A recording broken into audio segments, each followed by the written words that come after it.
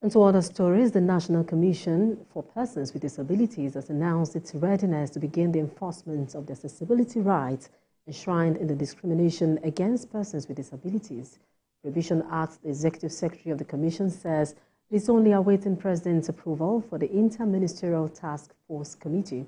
Moyo Thomas reports. That's your first name. Imotao Azikiwe was at the Federal Secretariat to process some of his documents. Accessing the building was not a walk in the park for him. The tight security screening has made access even more difficult. For example, this is an entrance to one of the government offices at the Federal Secretariat. Anyone going in must take a step before approaching the roller, which is definitely not accessible for persons with disabilities. Imotao says it is even more stressful accessing offices in the building. If only one will come, the lift is working, then it will be easy for us to go up and come down. But there are times that one will come like the lift is not functioning, then we are stranded. Persons with disability will be stranded out here. There are about 4 lifts in this ministry, but you imagine that only one is functioning, and it's bad. The law provides that all public buildings must have ramps, railings, audio signals, reading accessibility, and others.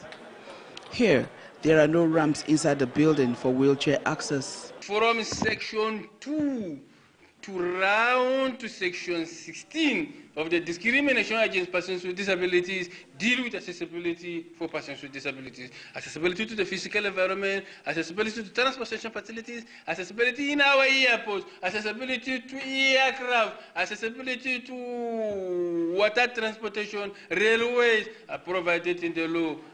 Imotao daily challenge is not limited to just access to public buildings. But following public transport like others too, like maybe by the side to get taxi that's going along, all of that is difficult, very difficult. I cannot easily get them like that because of the wheelchair. Because drivers will always complain that before they will stop, carry my wheelchair to the booth, and then I will enter. All of this is taking their time. So they don't accept carrying me, except I take a drop personally. As a 5-year transitory period ends, the National Commission for Persons with Disabilities says advocacy and awareness creation on the provisions of the law has also ended. No any public building will be spared. We are going to visit all of these places. Our engineers will go and do the necessary assessment. We are going to start with public buildings. We will start with them to make sure that the government offices first start complying with the law, so that we will go down all these mighty places, as you see from the United Nations building down to World Bank to different places. We will go and do assessment in our villa to make sure that our presidential villa is adequately accessible for persons with disabilities. Public buildings are not just government offices. It includes hospitals, hotels, shopping malls, schools, and other public spaces. The Commission says it has produced the National Accessibility Regulation, a standardization for accessibility facility across the country. So that whatever accessibility facility you see in Lagos should be at the same standard with the accessibility facility you will see in Kano.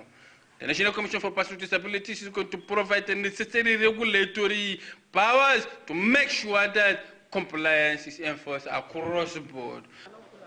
Enforcing the provision of the law that enables equal access to the environment and buildings for persons with disability will not only help Imotao and others like him fulfill their dreams, but also give them the needed recognition and relevance. Moyo Thomas, TVC News, Abuja. Social entrepreneur Okafo Chidima Mudi